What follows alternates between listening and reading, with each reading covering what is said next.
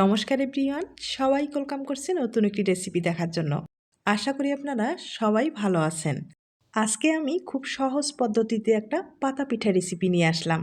পিঠা আমাদের কম বেশি সবার প্রিয়, তবে অনেকেই আছেন সময়ের অভাবে পিঠাটা তৈরি করতে পারেন না বা ডিজাইনটা তৈরি করতে অনেকেরই সমস্যা হয়ে যায়। তাদের জন্য আজকে এই রেসিপিটি কোনো রকম ঝামেলা করতে হবে না, সহজ উপায়ে এই পিঠাটা তৈরি করা যাবে। যে কখনো পিঠা তৈরি করেনি সেও কিন্তু খুব সহজ পদ্ধতিতে এই পিঠাটা তৈরি করে নিতে পারবে। এবার চলুন কথা না বাড়িয়ে রেসিপিটি শুরু করা যাক। আশা করি আপনাদের ভালো লাগবে। প্রথমে আমি চালের গুঁড়োর একটা ডো তৈরি করে নেব। আর কড়াইয়ে 1 চামচ ঘি ব্যবহার করলাম। ঘিটা পরিপূর্ণভাবে গরম হতে হবে। যখন দেখবেন ঘিয়ের একটা ভালো ফ্লেভার আসছে, তখন এখানে চালের গুঁড়ো দিয়ে দিতে হবে। আমি এখানে প্রায় 200 গ্রাম চালের গুঁড়ো ব্যবহার করলাম। আর এটা আতপ চালের গুঁড়ো, শুকনো চালের গুঁড়ো। আপনারা কিন্তু যে কোনো চালের গুঁড়ো ব্যবহার করতে পারেন অথবা ভিজা চালের গুঁড়োটাও ব্যবহার করতে পারেন। আর এবার চালের গুঁড়োটা হালকা করে সেঁকে নিতে হবে। চুলার আঁচটা একবারে কম করে দিয়ে হালকা করে সেঁকে নিতে হবে। এভাবে তৈরি করলে পিঠার ফ্লেভারটা কিন্তু খুব ভালো আসে। তাছাড়া এই পিঠাটা কিন্তু সংরক্ষণ করে খাওয়া যাবে। আর সংরক্ষণ করতে চাইলে অবশ্যই চালের গুঁড়োটা হালকাভাবে সেঁকে নিতে হবে। আর সেঁকে নিলে পিঠাগুলো কিন্তু নষ্ট হয়ে যাবে না, দীর্ঘদিন পর্যন্ত সংরক্ষণ করে খাওয়া যাবে।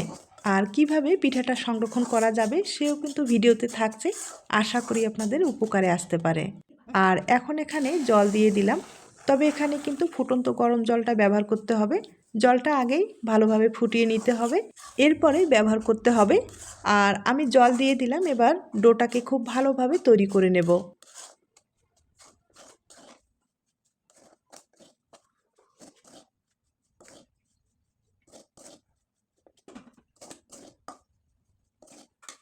ডোটা ভালোভাবে সিদ্ধ হয়েছে। এবার কিন্তু একটা প্লেটে আমি তুলে নিব। আর এখন খুব ভালোভাবে মথে নিতে হবে। চালের গুঁড়োর যে ডোগুলো সেগুলো কিন্তু গরম অবস্থায় ভালোভাবে তৈরি করতে হয়। আর অনেকটাই যেহেতু গরম রয়েছে, তার জন্য যেটা করব আমি একটা স্টিলের গ্লাসের সাহায্যে খুব ভালোভাবে কিছু সময় আমি একটু মথে নিব। এরপরে হাত দিয়ে ডোটাকে ভালোভাবে তৈরি করে নিতে হবে। একবারে সফট একটা ডো তৈরি করে নিতে হবে। তবে এই পিঠাগুলো আপনারা চাইলে আটা অথবা ময়দা ব্যবহার করে পিঠাটা তৈরি করে নিতে পারেন। আর অনেক সময় দেখা যায় কি হাতের কাছে চালের গুঁড়োটা থাকে না।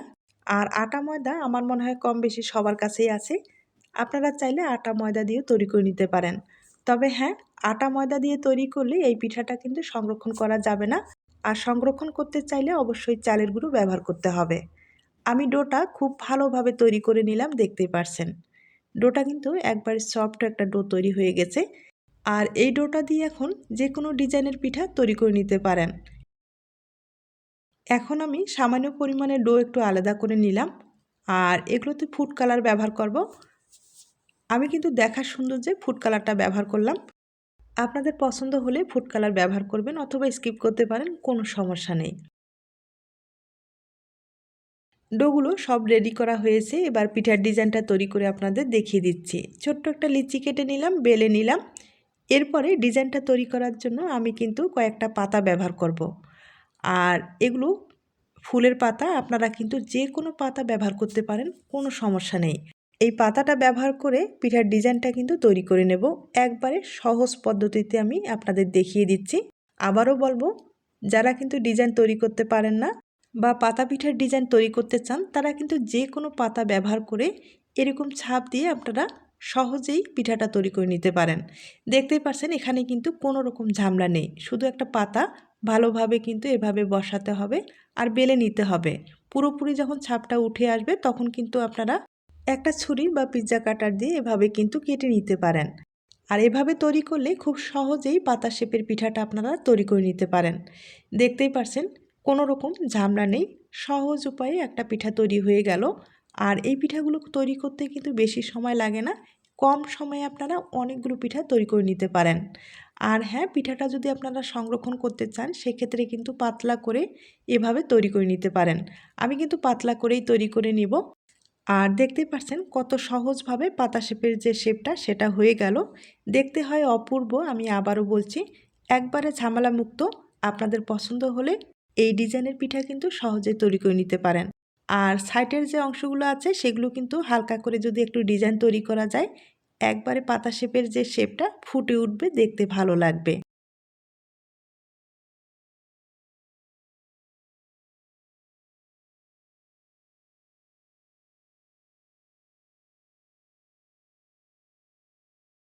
দেখতেই পারছেন পাতা পিঠাটা কতটা সুন্দর হয়েছে। একইভাবে আমি আরও 2টা তৈরি করে আপনাদের দেখিয়ে দিচ্ছি। পিঠাগুলো তৈরি করার আগে ডোগুলো কিন্তু ভালোভাবে আরেকটু মথে নিতে হয়। আর মথে নিলে ডিজাইনটাও যেমন ভালো আসবে, পিঠাটা দেখতেও ভালো লাগবে। আমি কিন্তু সামান্য পরিমাণে একটু চালের গুঁড়ো ব্যবহার করলাম। আর যতটুকু সম্ভব পাতলা করেই বেলে নিতে হবে। এরপরে পাতায় কিন্তু আপনারা সামান্য পরিমাণে একটু তেল ব্যবহার করতে পারেন। তবে তেল ব্যবহার করলেও হয় অথবা না করলেও হয়, কোনো সমস্যা নেই। আমি কিন্তু আপনারা একটা পাতায় তেল ব্যবহার করে দেখিয়ে দিচ্ছি, আর বাকিগুলো তেল ছাড়াই আমি ব্যবহার করলাম। এভাবে হালকাভাবে চাপ দিয়ে কিন্তু বেলে নিতে হবে। আর বেলে নেওয়ার পরে আবারও কিন্তু একইভাবে কেটে নিতে হবে সাইডের অংশগুলো। এই পাতা পিঠাটা আপনারা কিন্তু যে কোনো পাতার শেপে পিঠাটা তৈরি করে নিতে পারেন। আম পাতা যে লম্বা পাতাটা, সেটাও কিন্তু ব্যবহার করতে পারেন। তাতে পিঠাগুলো দেখতেও ভালো লাগবে আর খেতে তো ভালো লাগবেই। অবশ্যই ট্রাই করে দেখুন। আপনাদের পছন্দ মতো যে কোনো পাতা কিন্তু ব্যবহার করে পিঠা বানিয়ে নিতে পারেন।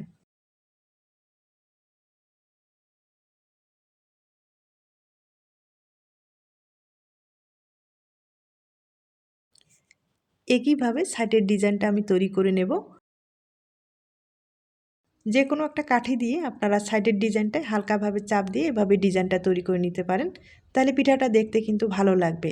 দেখতেই পারছেন একবারে সাদামাঠা একটা পিঠার ডিজাইন, তবে দেখতে হয় অসাধারণ। আপনারা দেখেই হয়তোবা বুঝতে পেরেছেন। আপনাদের আমি 2টা পিঠা তৈরি করে দেখিয়ে দিলাম, আর যে ফুড কালার ব্যবহার করলাম একটা তৈরি করে দেখিয়ে দিচ্ছি।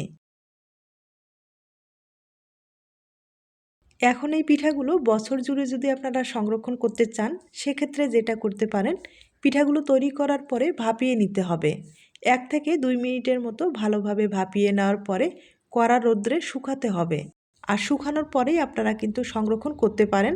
আর যখন খেতে ইচ্ছে করে বা হঠাৎ কোনো অতিথি আপ্যায়নের জন্য ঝটপট এই পিঠাগুলো ভেজে আপনারা গুড়ের শিরা অথবা চিনির শিরার সাথে ব্যবহার করতে পারেন। আর এভাবে আপনারা পুরো বছর সংরক্ষণ করতে পারেন। তবে হ্যাঁ, পিঠাগুলো মাঝে মাঝে একটু রোদ্রে শুকাতে হবে। রোদ্রে শুকালে পুরো বছর ভালো থাকবে। এভাবে আপনারা সংরক্ষণ করতে পারেন।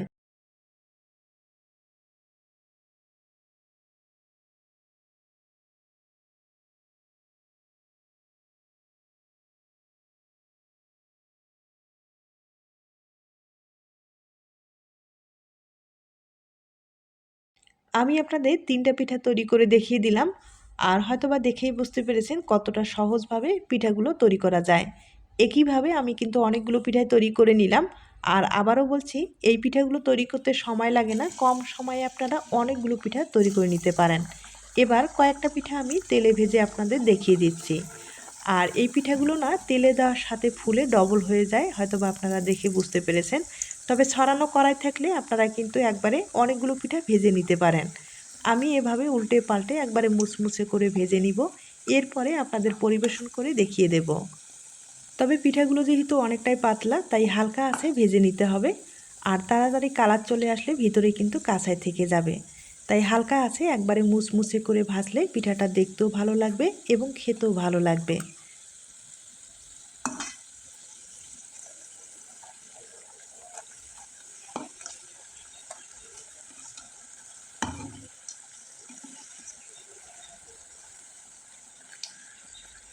পিঠাগুলো আমি একটু সময় নিয়ে হালকা আছে একবারে মুচমুচে করে ভেজে নিলাম। কালারটাও কিন্তু চেঞ্জ হয়ে গেছে, দেখতে পারছেন। আর এরকম ধরনের মুচমুচে পিঠা খেতে কিন্তু খুব ভালো লাগবে। এবার আমি তুলে আপনাদের দেখিয়ে দিচ্ছি।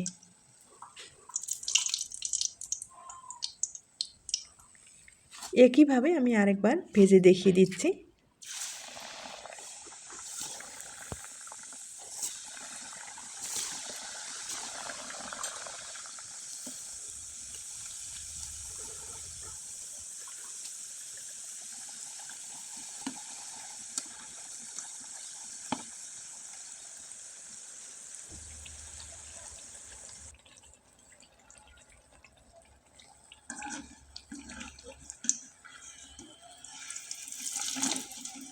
একইভাবে আমি কিন্তু অনেকগুলো পিঠাই ভেজে নিলাম, একবার দেখিয়ে দিচ্ছি।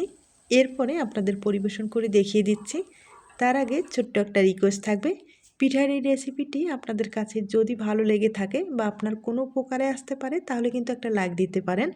আর আমি সামান্য পরিমাণে একটু আগে থেকেই চিনির শিরা তৈরি করে রেখেছিলাম, সেটা দিয়ে দিলাম, তাহলে পিঠাগুলো খেতে ভালো লাগবে।